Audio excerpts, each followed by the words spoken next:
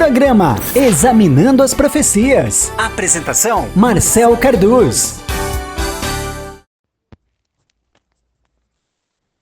Bom dia, boa tarde ou boa noite aos amigos e ouvintes da Rádio Viver. Mais uma vez estamos aqui para estudarmos, para lermos, para analisarmos e meditarmos na Palavra de Deus com relação ao capítulo 5 de Daniel. Vamos prosseguir nosso estudo na bateria de estudos deste programa. Espero que todos possam ouvir e analisar a cada aspecto, falando em profecias, não somente do passado, as que se cumpriram, mas também as de hoje, as que se cumprem e as que ainda se cumprirão ao longo do tempo.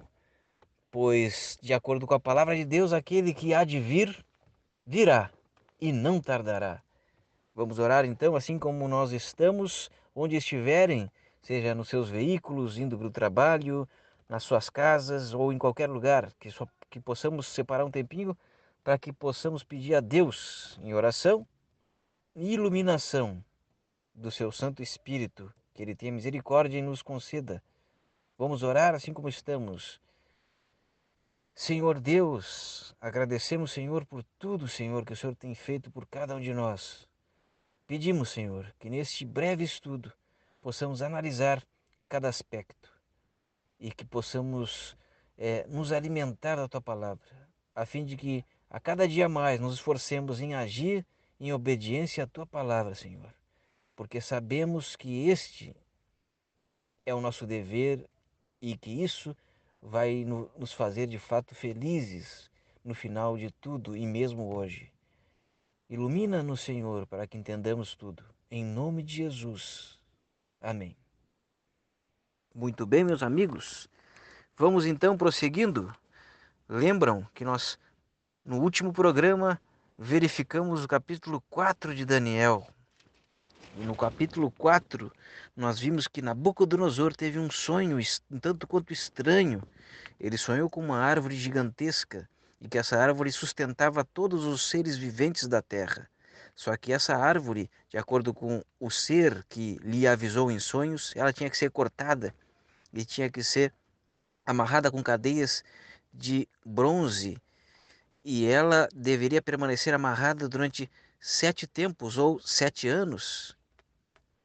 A simbologia é a seguinte: Daniel descreveu a simbologia ao rei Nabucodonosor, porque no auge da sua soberba, Nabucodonosor, ele foi impressionado e chocado e passou por uma experiência muito, muito impactante. Ele começou a ficar louco, sim, literalmente, começou a perder a racionalidade no auge do seu governo, quando ele dizia para si mesmo que nada poderia abatê-lo e que tudo que ele tinha conseguido, olhando para todo o governo de Babilônia, ele olhava e dizia: quem poderá batalhar contra nós, contra aquilo que meu braço ergueu? Mas o Senhor lhe deu uma lição. E pela misericórdia de Deus ele foi lançado às feras do campo para comer erva como boi. E ele começou a viver como um animal, no meio daqueles animais irracionais, durante 7 anos. Depois, Deus deu-lhe a lucidez novamente. E Nabucodonosor, convertido a Deus, ele louva o nome de Deus no final do capítulo 4. E agora nós vamos entrar no capítulo 5, quando o sucessor de Nabucodonosor, Belsazar, ele começa a zombar de Deus através de alguns comportamentos que ele tinha. Vamos ao capítulo 5 então. Vamos ler a Bíblia. Abram suas Bíblias, capítulo 5 de Daniel, e ali diz o seguinte: o rei Belsazar deu um banquete a 1000 dos seus grandes e bebeu vinho na presença dos 1000. Havendo Belsazar provado o vinho, mandou trazer os utensílios de ouro e de prata que Nabucodonosor, seu pai, tinha tirado do templo que estava em Jerusalém, para que bebessem neles o rei, os seus grandes e as suas mulheres e concubinas. Então eles trouxeram os utensílios de ouro que foram tirados do templo, da casa de Deus, que estava em Jerusalém, e beberam neles o rei, os seus grandes e as suas mulheres e concubinas. Beberam o vinho e deram louvores aos deuses de ouro, de prata, de cobre, de ferro e de madeira e de pedra. Veja, aqui nós temos uma ação eh, zombadora do rei Belsazar, que foi o sucessor de Nabucodonosor. Esse homem não seguiu os passos do rei Nabucodonosor, que no final da sua carreira, no final, antes da sua morte, louvou a Deus. Pelo contrário, este Belsazar, ele zombou dos utensílios da casa de Deus que foram trazidos à Babilônia da época do cativeiro, pegou esses utensílios e começou a beber vinho nesses utensílios. Geralmente, quando a nação vencida era levada cativa, os utensílios da nação vencida ficavam com a nação vencedora. E ali o rei Belsazar, ele zomba do próprio Deus. Sim, quando ele pega esses utensílios sagrados da casa de Deus e faz orgia diante de Deus, louvando os deuses estranhos, ou seja, os falsos deuses de Babilônia, deuses de ouro, de prata, de bronze, de ferro e de madeira e de pedra. Vamos ver o julgamento de Deus com relação a essa questão. O que aconteceu com o rei Belsazar nessa experiência? Ali no verso 5, seguindo no capítulo 5, e no verso 5 diz o seguinte: na mesma hora apareceram uns dedos de mão de homem e escreviam, defronte do castiçal, na estucata parede do palácio real. E o rei via a parte da mão que estava escrevendo. Veja, tentem imaginar o rei ali na sua euforia, na sua algazarra, e de repente, milagrosamente, surge uma mão que escrevia na parede, e essa mão gravava na parede algumas palavras, e o rei Belsazar, apavorado, tremendo e congelado, observou aquela cena que uma mão estranha escrevia na parede. Vamos seguir o texto. Ali no verso 6 diz o seguinte: então se mudou o semblante do rei, e os seus pensamentos o turbaram, e as juntas dos seus lombos se relaxaram, e os seus joelhos bateram um no outro. E ordenou o rei com força que se introduzissem os astrólogos, os caldeus, os adivinhadores, e falou ao rei, o rei, e disse aos sábios de Babilônia: qualquer que ler esta escritura e me declarar a sua interpretação será vestido de púrpura e trará uma cadeia de ouro no pescoço, e será no reino o terceiro dominador. Então entraram todos os sábios do rei, mas não puderam ler a escritura, nem fazer saber ao rei a sua interpretação. Então o rei Belsazar perturbou-se muito e mudou-se nele o seu semblante, e os seus grandes estavam sobressaltados. Então todos aqueles homens importantes de Babilônia que foram convidados para orgia no palácio, estes homens também ficaram apavorados diante daquela cena. O que significava aquela mão estranha, sozinha, escrevia na parede? E o que significava aquela escritura gravada na parede? No verso 10, a rainha, por causa das palavras do rei, seus grandes, dentro da casa do banquete, falou a rainha: ó rei, não te turbe muito você. Há no teu reino homem, tem o espírito de Deus santo. Teu pai se achou nele, ele sem sabedoria, como a sabedoria deles. E teu pai, o rei, sim, teu ó rei, chefe,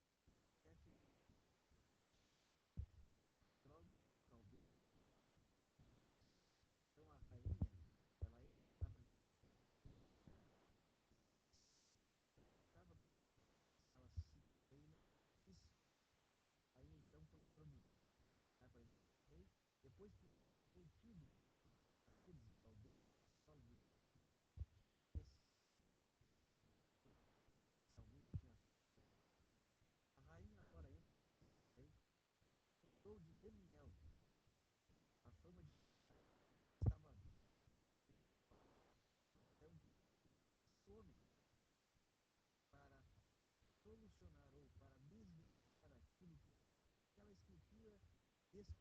Na parede, no verso 12 diz: porquanto se achou neste Daniel um espírito excelente e ciência e entendimento, interpretando sonhos e explicando enigmas, resolvendo dúvidas, ao qual o rei pôs o nome de Beltesazar.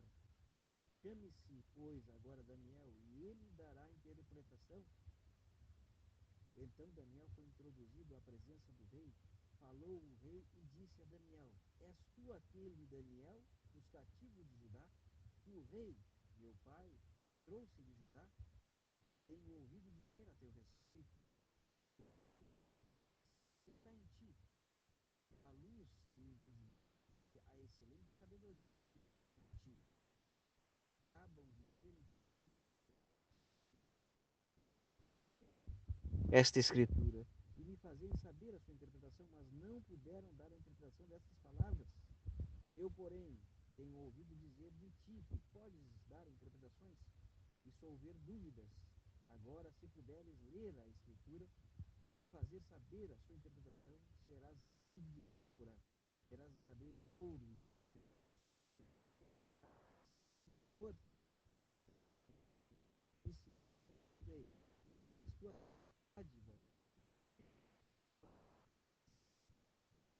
terei ao rei a escritura e lhe farei saber a interpretação. Então aqui Daniel foi rei colocado e ele diz explicitamente ao rei que não aceitaria suas dádivas, porque não era por isso que ele estava ali, mas senão para revelar o caráter de Deus àquele rei iníquo e que, na verdade, aquele rei pudesse também se arrepender dos seus pecados. Se o rei tivesse naquela época se arrependido dos seus pecados, Deus teria o aceito.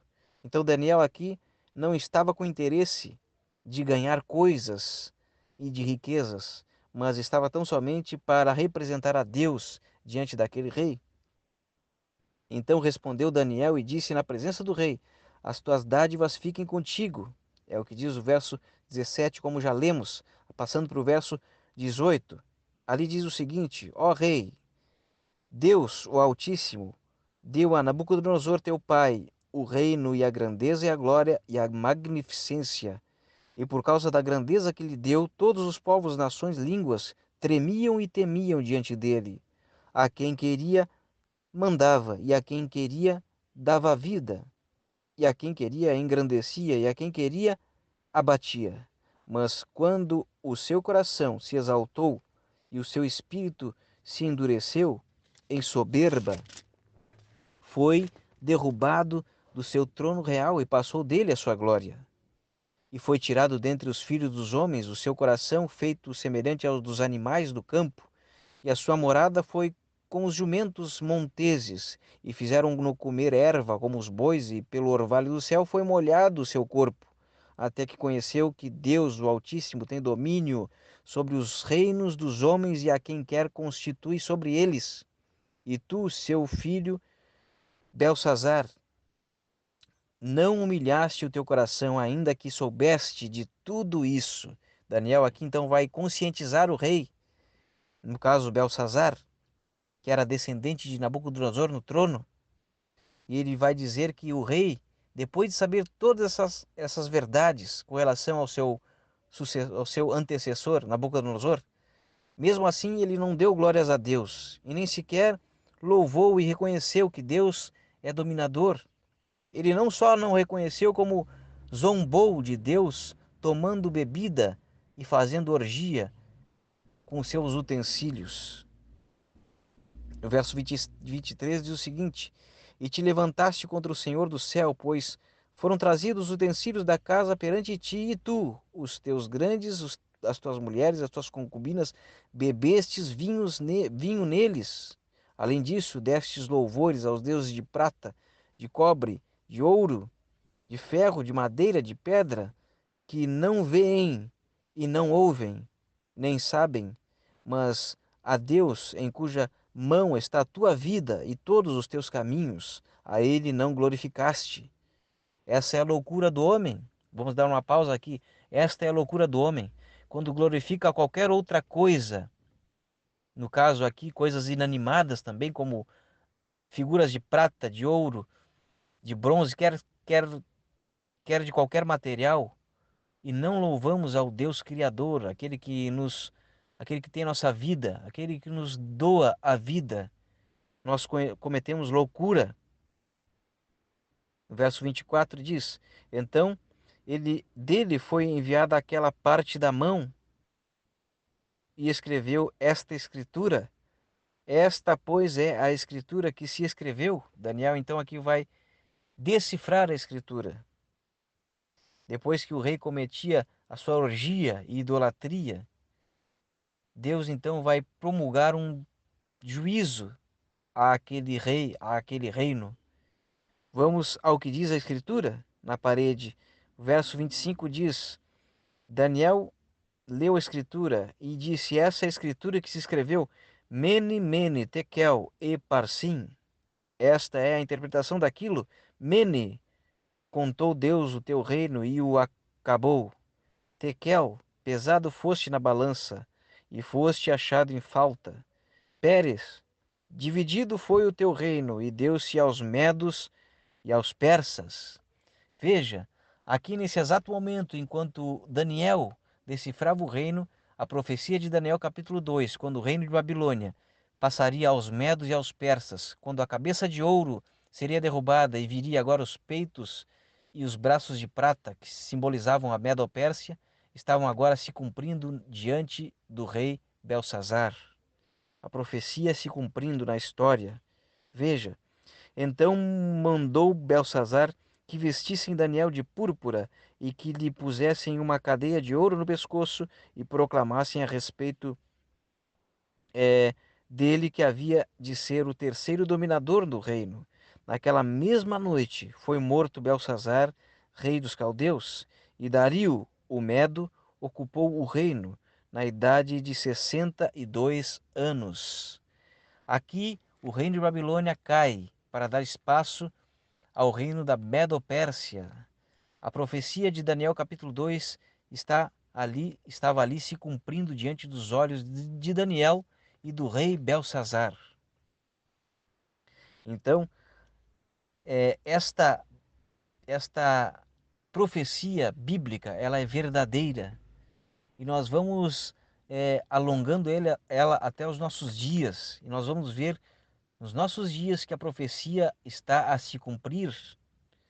A mesma profecia de Daniel capítulo 2, a profecia das nações, que foi prefigurada por uma estátua que tinha vários metais, representando várias nações, vários reinos até o fim dos séculos, até que Cristo venha segunda vez. Vamos nos alongando mais adiante com mais um estudo do capítulo 6 na sequência, mas nesse estudo do capítulo 5 nós acabamos hoje. Que nós fiquemos com esse estudo na mente gravado e que possamos ser humildes e percebemos que nosso destino não está nas nossas mãos, mas nas mãos de Deus. Existem somente dois destinos com relação à salvação. Aqueles que seguem a Deus serão salvos, aqueles que não seguem, infelizmente, serão perdidos. Vamos então escolher o lado bom. É necessário que nos esforcemos, que eu e que vocês. Muitas vezes não é fácil, mas devemos lembrar do texto. Tudo posso naquele que me fortalece. Breve Jesus voltará. E esse é o tempo que nós temos para nos prepararmos para esse breve encontro. Que nós possamos orar por nós, pelos nossos parentes que ainda estão afastados de alguma forma, pela igreja que deve pregar mensagem presente para os nossos dias, porque é essa mensagem que deve ser pregada, juntamente com a mensagem de Apocalipse e dos três anjos de Apocalipse, principalmente. Essa é a mensagem que a Igreja Adventista do Sétimo Dia deve pregar. Essa é a mensagem que a Igreja de Deus na Terra deve pregar. para que nós possamos nos preparar para a breve volta de Jesus. Então, amigos, orem por mim, orem por vocês, oremos juntos.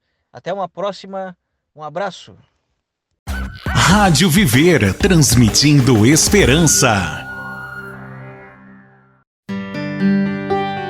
Programa Examinando as Profecias. Tenha um encontro com as profecias bíblicas, onde Marcel Carduz estará meditando e analisando as profecias dos livros de Daniel e Apocalipse, além de abordar temas atuais que vão ao encontro dessas profecias. O programa Examinando as Profecias vai ao ar aqui na Rádio Viver de forma inédita, toda terça-feira às 20 horas. E você também pode acompanhar as reprises do programa na quarta às 10h30 da manhã, quinta-feira às 16h30 e no sábado, às 15h30. Apresentação: Marcel Carduz. Rádio Viver, transmitindo esperança.